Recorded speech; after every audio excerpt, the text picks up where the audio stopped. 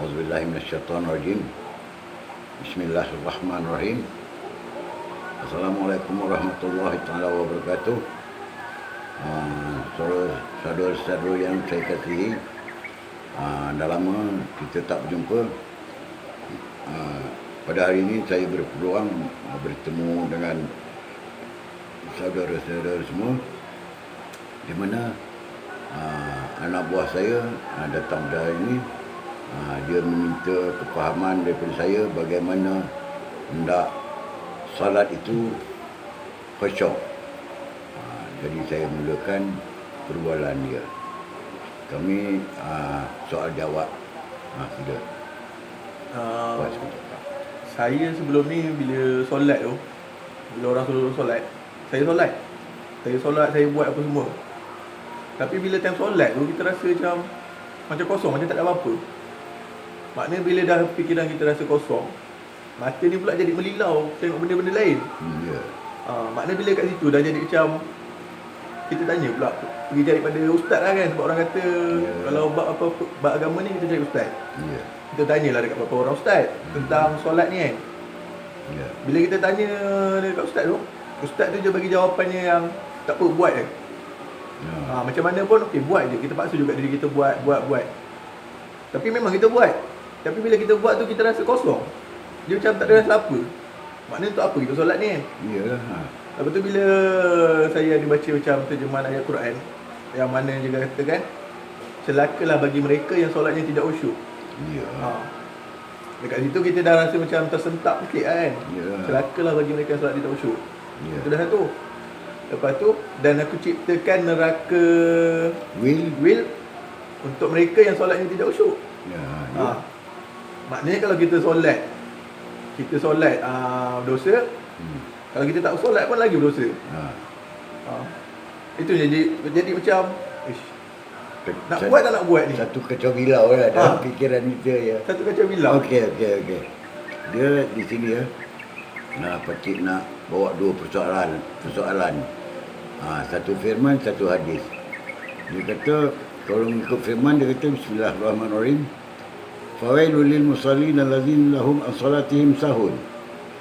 Sengaja aku jadikan wil atau neraka wil itu bagi mereka yang bersemayang kerana mereka tidak ada khusyuk di dalam semayang itu. Jadi maknanya kalau kita melakukan semayang kita tak ada khusyuk, dia kata wil tempat kita. Itu kalau kita melakukan. Kalau kita tak melakukan pula, kita rujuk hadis Nabi. Dia kata man taraka salatan muta'ammidan faqad kafara jihad. Barang siapa meninggalkan sembahyangnya dengan sengajanya, nyata dia telah kafir. Makna di sini kita dah terperangkap. Tak sembahyang, kafir. Sembahyang kan kita tak khusyuk, will. Jadi macam mana kefahaman kita supaya kita hendak menjadi khusyuk dalam sembahyang? Contohnya macam ini. Kita sembahyang berjemaah lah katakan ya. Apabila dalam masa kita berjemaah, kita surah pasti mendengar imam yang baca surah Al-Fatihah dan surah yang lain. Apakah kita merasa imam tu membaca Fatihah tu bagaimana? Bagaimana kita merasakan imam tu membaca Fatihah? Adakah kita berimamkan sepulan atau imam Haji Sianu maksudnya? Umpamanya Haji Khalid umpamanya. Adakah kita berimamkan kepada Haji Khalid? Sedangkan kita berimamkan Al-Quran. Wal Quran imami. Bukan kita berimam kepada orang tu. Kita beriman kepada Fatihahnya. Itu sebab syarat seorang imam tu hendaklah dia Fatihah dia hendaklah bacaan dia betul. Qari dia tentang baca Al-Quran. Itu satu hal. Lagi satu hal, kalau di sudut ilmu usul dinnya, ini baca kata yang perlu sangat tentang usul din ni. Macam mana dia membaca Al-Fatihah contohnya. Apakah dia imam tadi yang membaca Fatihah tu, suara dia, kata-kata dalam membaca Fatihah tu. Sedangkan kalau dalam usul din kita tahu kalam dengan mutakalimun. Kalam itu berkata-kata, mutakalimun yang berkata-kata? Adakah imam itu sendiri yang berkata-kata dan yang berkata-kata? Kalau kita faham tentang usuluddin, kita tahu berkata-kata itu pun Allah Ta'ala, yang berkata-kata pun Allah Ta'ala. Tepat di sini ada sifat ma'ni dan sifat ma'nawiyah. Ini sebab yang pakcik kata usuluddin perlu sangat untuk melepaskan diri kita daripada syirik. Macam itu. Ini satu contoh kita nak khusyuk dalam sembahyang. Lagi satu halnya umpamanya kita tengok lalulah tikus ke umpamanya. Apakah kita nampak tikus lalu tu tadi menjadikan kita tak khusyuk? Kalau kita tidak ada ilmu, surah pasti, surah tentu kita mengatakan tikus tadi adalah seekor tikus. Bukan? Tapi kalau kita kita punya usuluddin itu mantap, kita faham. Dia kata yang lalu tadi sang tikus tadi siapa? Adakah ada kudrat dia? Adakah kudrat tikus itu ada mempunyai kudrat? Ini usuluddin juga perlu mantap. Macam mana yang dikatakan tikus tadi lalu? Kita dalam hati kita itu bukan kudrat tikus. Itu adalah kudrat Allah Ta'ala. Kuasa dia yang memperjalankan tikus tadi. Di sini kita faham tentang kudrat dengan qadirun. Kudrat itu kuasa. Kuasa yang memperjalankan tikus tadi. Bukan kuasa tikus. Begitu dengan qadirun. Yang berkuasa atas tikus. Itulah kita nak khusyuk dalam sembahyang. Begitu juga dengan perilaku kita. Perilaku kita umpamanya kita mengangkat Allahu Akbar. Apakah kita berupaya menyebut Allah Akbar? Ini penting kita nak memahami usuluddin. Sedangkan Allah Akbar itu sebutan. Apakah kita menyebut Allah Ta'ala itu? Atau Allah Ta'ala itu sendiri memuji akan dirinya? Allahu Akbar. Bukan kalam manusia, itu kadar kalam Allah. Itulah tempat duduk sifat kalam dengan sifat mutakalimun. Siapa ni imam yang baca Fatihah tadi? Contoh. Macam tu juga kita dengan rokok i'tidal kita. Apakah rokok i'tidal kita itu daya upaya kita? Sudah tentu tidak kan? Apabila tidak, kita katakan bukan kudrat iradat kita. Sedang tadi kalau kita nak rujuk pada mula tadi la haula wala quwwata illa billahil azim kan. Kita daya upaya kita dengan daya upaya Allah Taala. Apakah kita berupaya kita rokok, i'tidal, sujud, duduk antara dua sujud? Bukankah itu perbuatan Allah Taala? Bukan Allah Taala punya kudrat iradat, kehendak dia. Itu sebab kita di sini dirujuk pada usuluddin juga. Itu sebab kita mau sampai kepada usul tahqiq. Kudrat punya. Dia ada kudrat, ada qadirun. Macam tikus tadi. Tikus tadi berjalan pun bukan dengan kuasa kita. Kita membuat rokok i'tidal tadi umpamanya. Tak ada daya upaya kita. Ini satu perjalanan untuk menjadikan khusyuk. Kalau kita rujuk pada tak ada khusyuk. Tak ada khusyuk ni kita kena apa? Kerana kita tak ada ilmu. Itu sebab dia kata qala hal yastawi allazina ya'lamuna wal ladzina la ya'lamun. Tidak sama orang yang berilmu dengan orang yang tak mempunyai ilmu. Orang yang mempunyai ilmu tadi dia tahu. Yang berbuat itu, yang melakukan rokok i'tidal tadi bukanlah lagi dia yang punya kuasa. Begitu juga dengan bacaan dia, bukan lagi dia yang berkata-kata. Berlainan dengan orang yang tak tahu. Tadi qala yastawi allazina ya'lamuna wal ladzina la ya'lamun. Tidak sama orang yang berilmu dengan orang tak mempunyai ilmu. Orang yang berilmu tadi cerita dia begini. Dah dikatakan Tuhan yang melakukan sesuatu. Tapi orang yang tak berilmu, dia merasakan dia yang sendiri yang membuat sesuatu. Dia sendiri yang membaca sesuatu. Dia lupa itu adalah kudrat Allah Ta'ala, iradat Allah Ta'ala, kalam Allah Ta'ala. Di situ letak syiriknya. Bukan setakat dia fawailul lil saja. Fawailul lil musallin allazina hum an salatihim sahun. Saja aku jadikan aku itu bagi mereka yang sembahyang kerana mereka lalai dalam masa yang sama dia syirik. Syirik macam mana? Dia menyangka perbuatan itu perbuatan dia. Ini dia. Faham sekarang kan? Jadi masalahnya macam mana sekarang? Sebab sedangkan je lah kalau kita tengok pun dekat surau ataupun masjid pun mesti ada orang yang time dia nak solat tu dia duduk atas kerusi. Ya. Betul. Yelah. Dekat situ tu. Oh, maknanya untuk solat ni pun kita perlu pentingkan dalam ilmu usuluddin dulu. Usuluddin tu perlu. Kalau tak ada usuluddin, kita tak ada rujukan segala amal perbuatan kita. Kita kalau tak ada usuluddin, maknanya kita menyangka perbuatan tu semua perbuatan kita. Perbuatan makhluk kan. Mana nak masuk ni, contohnya kita dalam semayang lah umpama. Dalam semayang, tadi kita udah hilang satu barang lah. Umpama dompet kita cari tak ada. Bukan. Tapi bila dalam sembahyang, dompet tu datang dalam fikiran kita.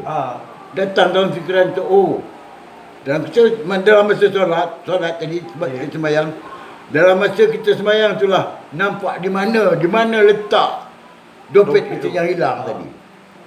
Sini kecelaruan dalam kita beribadat. Tak ada khusyuknya kena itu, kerana fokus kita ke lain. Tak ada fokus kepada Allah. Jadi kalau kita yang ada ilmu tadi, kita fokus kita macam mana? Yang membaca Allah Ta'ala, tak kira lah imam ke baca Fatihah ke, kita membaca Fatihah ke, imam rokok, kita ikut rokok, semua itu mengikut.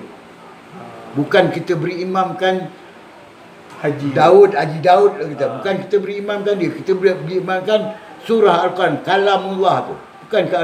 Bukan ke Al-Quran tu kalamullah. Bila kalamullah tentu kata-kata Allah Ta'ala.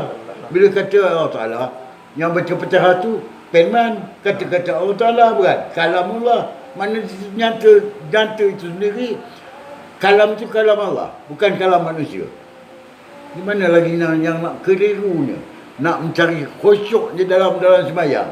Tapi bagi yang tak tahu tadi, tak tahu langsung usuluddin, asyik menuntut ilmu fiqh aja, daripada kita budak dididik mak bapak kita sampai kita dah tua pun, sampai nak mati pun itu juga pegangan kita. Kita tak tahu fiqh lah. Ilmu usuluddin kita tak tahu, ilmu tasawuf kita tak tahu, ilmu tauhid kita tak tahu. Makna kita tak ada hijrah dalam ilmu.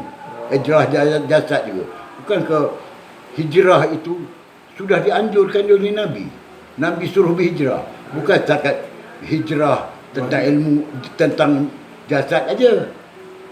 Tapi kalau macam pakcik kan, kalau nak kata hijrah jasad, habis satu Malaysia ni tak ada tempat yang pakcik tak pergi, tak pernah duduk di mana-mana.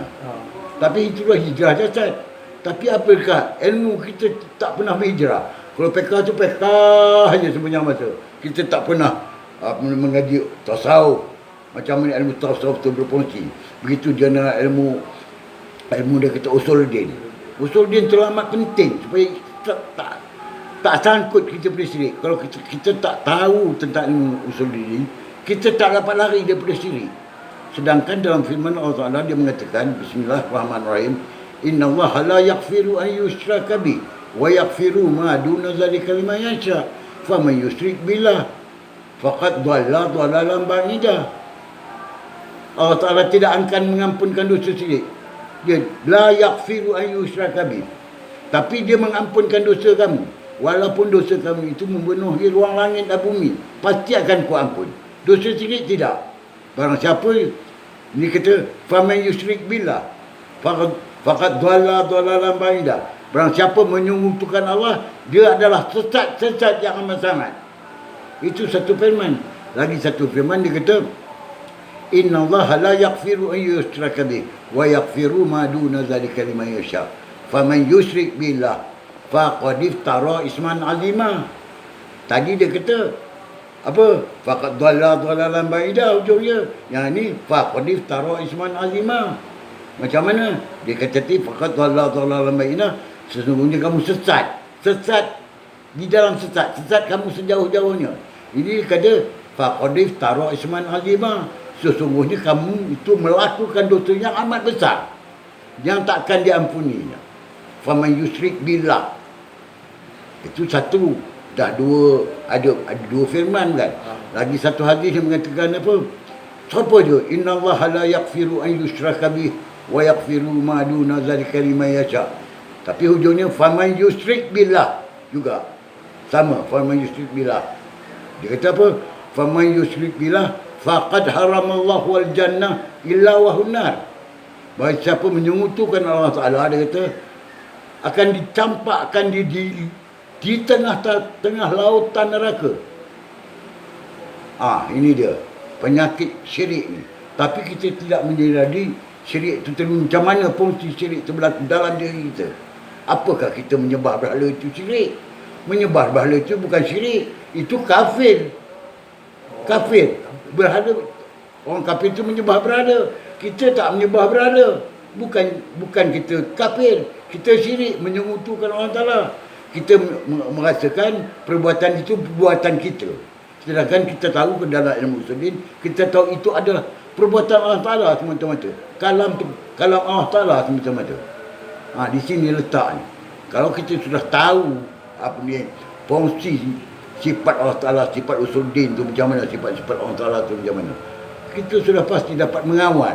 Contohnya, umpamanya, lalu tikus tadi dah cerita kan, imam yang baca dah pacik jelaskan kan. Begitu juga umpamanya datanglah seekor apa ni penyengat atau tabu berpusing-pusing kat telinga kita. Ngeng dia nak muka. Macam mana? Adakah kita tak tepi? Contoh, apakah tepi itu menjadikan kita hilang kocok kita? Nampak? Tapi bagi orang yang tak tahu tadi, dia rasakan dia sendiri tepi. Dia rasa dia sendiri yang tepi. Ada kudrat iradat dia, dan yang datang penyengat tu dia rasa penyengat yang datang. Bukan ujian Allah Ta'ala menguji akan khusyuk kamu tu. Bila kita tahu kita tepi sekalipun, kita tahu itu adalah perbuatan Allah Ta'ala. Adakah kita putus hubungan kita dengan Allah Ta'ala? Nampak? Tak ada betul tak? Tak ada putus hubungan dengan Allah Ta'ala. Apabila kita tak ada putus hubungan kita dengan Allah Ta'ala, maka khusyuk sentiasa. Macam mana dia kata apa? Dia kata, firman dia kata, wa huwa ma'akum ainama kuntum. Aku berserta kamu walau ke mana kamu berada. Walau tidur baring kamu, walau segala amal ibadat kamu. Begitu juga dengan apa ni, sembahyang ke puasa, hatta haji sekalipun. Haji kamu itu, siapa yang membawa kamu? Pergi mengerjakan haji di Mekah umpamanya dari tempat kamu ke KLIA sampai ke Mekah, sampai daripada Madinah ke Mekah. Apakah kamu sendiri yang berupaya melakukan perjalanan itu daripada kampung kamu sampai ke Madinah dan Mekah? Bukankah ada surahnya yang mengatakan dalam surah Isra tu dia kata, Subhanallazi asra bi 'abdihi lailan masjidil haram ila masjidil aqsal ladzi barakna halahu min nuri ayatina innahu wasami'un basir. Maha suci Allah Ta'ala memperjalan ke seorang hamba di malam hari di Masjidil Haram kemudian Al-Aqsa kan. Apakah Nabi Muhammad saja yang dibawa oleh Allah Ta'ala, yang diperjalan oleh Allah Ta'ala? Nampak? Kamu juga, seluruh manusia itu Allah Ta'ala sendiri yang memperjalankan. Kuasa dia. Dari mana lagi yang dikatakan kita tak khusyuk kalau kita mempunyai ilmu? Sebab kita ilmu usulin memang perlu bagi kita untuk membetulkan diri kita sendiri. Bukan kita nak pandai pun. Kita faham ni ilmu kita. Kita nak buat ibadat apa, kita nak buat segala-galanya, kita tahu. Kita berserta dengan Allah, kita tak pernah tertinggal dengan Allah Ta'ala. Bukan hanya nak berwirid, nak berzikir Allah. Kalau dia pun buat dah. Tak siapa melarang berzikir. Dia kata apa? Hazikrullah hazikran kasira. Hendaklah kamu ingat kepada Allah dengan ingatan yang banyak. Tak apa. Tapi apakah lupa kalau kamu di luar sembahyang pun umpamanya, kamu membuat kerja apa saja, menyangkul ke umpamanya, buat kebun, menyangkul. Adalahkah menyangkul itu kudrat iradat kamu sendiri? Kudrat saja. Dia ada kudrat, ada qadirun. Kuasa, kudrat, kuasa. Qadirun yang berkuasa. Adakah kudrat itu kuasa kamu? Qadirun itu kuasa kamu? Tidak. Kudrat itu pun kuasa Allah Ta'ala. Qadirun itu yang berkuasa itu kuasa Allah Ta'ala. Di mana lagi kekeliruannya? Kalau kita kiranya kamu nak mengerjakan amal ibadat apa sekalipun. Sekarang macam mana? Kepahaman kamu tu macam mana? Itu yang dikatakan, orang kata, makna bila kita buat tu kita tahu, dengan bila kita buat tu, kita buat tapi dia tak tahu. Beza tak? Beza lah. Sekarang macam ni. Dulu kefahaman kamu tentang amal ibadat macam mana? Dululah sebelum yang pakcik bagi beritahu. Apakah kamu dulu merasakan sembahyang kamu tu khusyuk? Dulu kamu belum faham fungsi Allah Ta'ala, belum tahu tentang ilmu usul din. Macam mana? Memang tak usyuk lah sebab kita sembahyang, satu sebab tak nak masuk dalam neraka. Yang kedua tu bila sembahyang tu sebab dikatakan dijanjikan pahala macam ni, dijanji masuk surga sekian-sekian ni.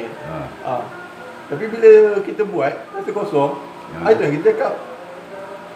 Neraka pun, kalau kita nak katakan neraka pun sebab dah tak usyuk. Sebab kita rasa kosong kan. Lepas tu nak katakan syurga pun memang tak lah. Sebab dah tak usyuk kan. Iyalah. Itu jadi macam benda lama. Benda tu jadi macam terlampau lama berfikir kan. Kenapa? Bila tanya orang mana pun, orang kata buat je amal je, nanti usyuk tu datang sendiri. Tapi bila kita buat, kita tak boleh. Dia jadi macam tak boleh, ada yang tak cukup, ada yang tak kena. Apakah kamu fikir khusyuk tu boleh datang sendiri? Kita buat khusyuk tu datang sendiri. Begitukah? Kalau tanpa ilmu. Itu yang saya jadi macam tu lah. Saya macam mana nak datang usyuk tu? Sebab dia kata nanti didatangkan kan. Nanti didatangkan. Tapi iyalah, bila kita tak tahu, kalau kita buat, kepala dah jadi macam seolah-olah dalam kebingungan. Mencari macam mana nak menyelesaikan masalah tu kan. Dia jadi macam memang banyak persoalan. Jadi kau buat berdosa, kau tak buat pun berdosa. Habis sekarang kau buat macam mana? Sekarang kalau sekarang kau dah faham sekarang kedudukan yang dikata usul din tu kamu dapat gunakan untuk mengelakkan diri kamu daripada syirik. Macam mana? Macam mana perasaan kau sekarang membuat amal ibadat tu? Adakah kau rasa tidak khusyuk lagi? Tak ada lah. Dia rasa macam lapang juga lah. Bila dapat tu jadi macam ringan kepala tu jadi ringan. Sebab kalau sebelum ni kita bila kita terfikir benda tu pun kepala jadi berat kan. Tapi bila tanya orang, tetap jawapan yang sama. Bila tanya jawapan yang sama. Mana jawapan yang sama tu buat aja. Khusyuk tu akan datang sendiri. Apakah kau berfikiran khusyuk tu akan datang sendiri dengan tak ada ilmu? Contohnya macam pakcik ajar kau hari ni. Sampel tak pakcik ajar aku macam mana nak bagi khusyuk tu dalam sembahyang? Yalah. Macam mana? Sampel dia pakcik beritahu kan. Sekarang kamu dah yakin macam mana nak sembahyang tu dah khusyuk. Kamu yakin kamu nak sembahyang tu khusyuk macam mana kamu yakin kan? Dah yakin lah. Apa masalah ni tu? Sebab kita dah tahu. Itu sebab dia kata qala hal yastawi allazi la ya'lamu wal ladzina la ya'lamun. Tidak sama orang yang berilmu dengan orang yang tak punya ilmu. Macam kau sebelum ni tadi, kau tak ada ilmu. Kau sembahyang kau dia cerita lah. Dia ceritakan syirik. Sembahyang fawailul lil musallin allazina hum an salatihim sahun. Tak sembahyang pula dia kata apa pula? Man taraka salatan ta'midan faqad kafara jar. Orang siapa meninggalkan sembahyang dengan sengaja ni nyata telah kafir. Tak sembahyang kan kafir. Sembahyang kaya sembahyang pula neraka wil pula. So bersalah, nak buat tak salah, nak buat salah, tak buat salah, tak buat kan kafir, buat kan wil. Sekarang macam mana? Ada ke laki wil, neraka wil atau syirik tu lagi yang ada kata apa ni kafir? Bukan. Mantar qasolatan ta'mir faqat kafara jihad. Nyata dia telah kafir. Apakah kamu kata kamu dah dapat melepaskan? Dapat lah. Dia dah jadi macam kita automatik data pun jadi macam lapang. Mana kita memahami je bukan? Sedikit masa. Tapi berapa lama kau mencarikan ilmu supaya nak hendakkan khusyuk? Berapa lama dah kamu jumpa dengan orang? Berapa lama kamu nak belajar mencari orang dah berapa ramai?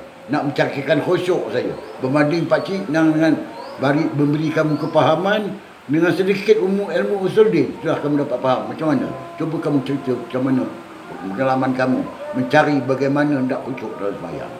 Sebab saya cari pun dah dalam 3-4 tahun lah. 3-4 tahun. Dalam masa 3-4 tahun tu, ialah bila jumpa orang kata buat amalan macam ni, amalan macam ni. Bila kita buat tu, makin buat tu makin rasa kosong, makin buat tu makin rasa kosong. Maknanya setiap amalan yang dibuat tu makin lama makin rasa kosong. Seolah-olah kita buat langsung tak berfaedah. Tak ada beri kesan benda kita. Jadi tak ada apa. Orang kata amalkan zikir ni sekian-sekian ni banyak ni kan. Kita buat rasa kosong. Lepas tu kita tambah lagi zikir. Tapi bila kita buat, kita rasa kosong. Itu yang jadi macam Seolah-olah sebuah kehampaan bagi kita. Beramal pun seolah-olah kita kehampaan. Tak beramalkan dah tekanan pula, kafir pula. Jadi bagaimanalah kita nak melepaskan kalau tanpa ilmu yang pakcik bagi sedikit je untuk kamu. Sedikit je kan? Bagi. Kau sudah faham. Macam mana perasaan kau sekarang setelah kau mendapat faham? Ya, macam saya, macam makcik kata, cik bagi sedikit. Tapi bagi saya benda tu macam impak yang besar, ilmu yang cukup besar. Sebab yelah, kita pergi mana-mana pun orang suruh amalkan, buat je. Iyalah. Tapi bila dengan cik, saya rasa macam memang membuat kita jadi tenang, lapang dada. Dah tak ada rasa macam tertekan. Kalau tak sebelum ni, bila buat je rasa kosong, buat rasa kosong. Bila kita makin buat amalan, makin rasa kosong. Kita jadi macam selalu ada kan. Maknanya buat apa lah kita nak buat ni. Makin buat makin rasa kosong, makin tak ada rasa. Ya, kami tanpa ilmu ke. Yang pertamanya kita buat tu, kita ikut orang aja. Kita ikut orang aja. Apa orang buat, kita pun ikut buat. Orang buat tanpa ilmu, kita pun ikut tanpa ilmu. Nak bertanyakan orang yang kita nak macam mana kita nak bertanya nak ustaz pun itu alasannya buat aja. Sedangkan ustaz tu sama macam kita, dia nak cari khusyuk ni pun dia pun tak tahu juga. Sebab itu dia tak boleh bagi penerangan dengan sebaik mungkin supaya orang tu jangan terperangkap di dalam apa yang kata fawailul lin tadi. Tak khusyuk dalam sembahyang, lalai dalam sembahyang. Bukan tak mengerjakan sembahyang tu lalai. Bukannya lalai mengerjakannya. Dia kata fawailul lil musallin allazina hum an salatihim sahun tu. Bukan dia kata fawailul itu bagi mereka yang tak mengerjakan sembahyang. Dia ceritanya fawailul itu bagi mereka yang sembahyang, bukan yang tak sembahyang.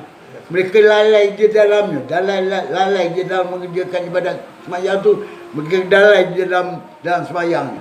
Tapi ustaz-ustaz ulama pada hari ini banyak menyatakan bukannya dalam sembahyang tu, mereka kata lalai mengerjakan sembahyang.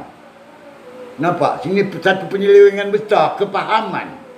Menjabah jauh lagi kita daripada ilmu. Maknanya kita disuruh kita sembahyang. Kalau sembahyang tu maknanya kita tak lalai. Lalai tu maksud mereka yang ustaz-ustaz pak ulama-ulama ni lalai mengerjakan sembahyang. Lambat buat solat, buat sembahyang. Yang cerita tadi lalai fawailul itu dia kata will bagi mereka atau neraka will bagi mereka yang sembahyang. Mereka lalai di dalamnya, di dalam sembahyang tu, bukan lalai tak mengerjakan sembahyang tu. Jadi kita pun ikut jadi pak surut punya dia pun. Yalah. Sebab kita belajar pun satu, sebab bila kita lain-lain kita dah Islam. Sebab saya dah Islam. Sebab tu dia tak jadi Islam. Ya. Saya tengok, saya macam jadi minat tu sebab saya tengok kenapa orang bukan Islam masuk Islam. Apa ada dalam Islam ni? Ya. Sedangkan bila yang kita dalam Islam ni, yang daripada lahir dah Islam, kita akan fikir. Kita dah tahu, okey. Yelah kalau kita ikut Islam ni memang susah. Yalah. Okey, sehari solat 5 waktu. Lepas tu nanti berpuasa. Bayar zakat. Yelah, berpuasa kan. Kita puasa ni nak buat apa? Tahan makan minum kan. Untuk apa kan? Kita nakkan pahala juga. Cuma yang diorang kata okey, kalau buat tu dapat pahala. Pahala juga. Menghindar diri daripada neraka kan. Tapi tu yang jadi macam berat jadi Islam ni sebenarnya. Iyalah. Tapi yang saya heran tu, kenapa ramai yang masuk Islam? Itu saya itu tak apa juga. Cari balik. Tak apa juga. Sekarang ni ramai yang masuk Islam. Masuk Islam tak kira dia India, orang India ke orang China ke, ramai yang masuk Islam. Kita pun mengalu-alukanlah juga. Tapi malang juga di sebalik itu. Tak seberapa lama mereka ini menjadi Islam, belajar tentang Islam. Mereka ni, saya tak panggil, pakcik tak nak panggil kata dia orang ni mu'alaf lah. Kerana di zaman Nabi tu, Khalifah, sahabat-sahabat Nabi tu baru masuk Islam, dia tak panggil mu'alaf pun. Ada ke panggil tu nak Sayyidina ini mu'alaf, sedangkan dia pun baru masuk Islam. Tak ada panggil mu'alaf pun. Tak ada pun. Baru-baru ini ada baru bergelar mu'alaf. Betul? Ya, betul. Apa mu'alaf itu? Dulu tak ada perkataan mu'alaf. Sekarang ni bijak ulama-ulama petang lain yang bawa Islam mu'alaf. Dia jadi ibarat yang macam mengasingkan orang tu. Ya, seolah-olah satu ada macam India sana dia kata ada apa? Dia ada bangsa-bangsa. Kasta. Kasta tu ada kasta pula. Itu yang jadi macam kenapa dia nak panggil? Hindu tak ada pakai kasta, orang Islam, orang Melayu ni menjadi kasta-kasta pula. Ini kelas ini kelas ini. Sedangkan zaman Nabi sahabat-sahabatnya bukan terus Islam je. Ya.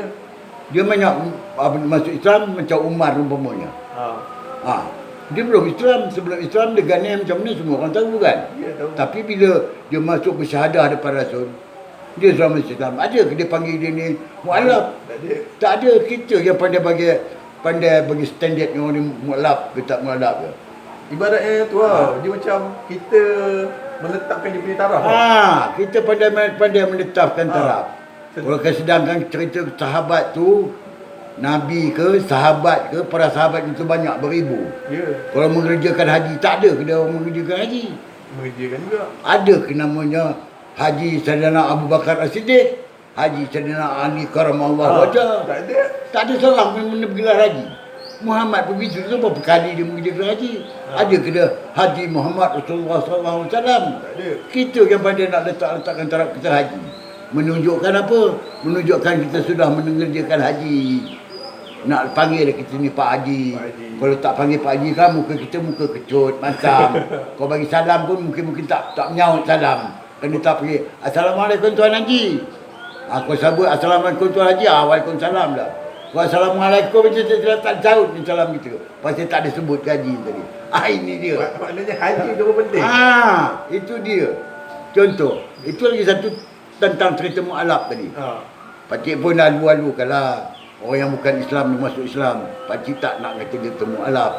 Tapi pakcik yang pakcik tengoklah berceramah di TV-TV di masjid-masjid, orang yang baru masuk Islam pun alhamdulillah lah dia orang boleh ceramah sana sini.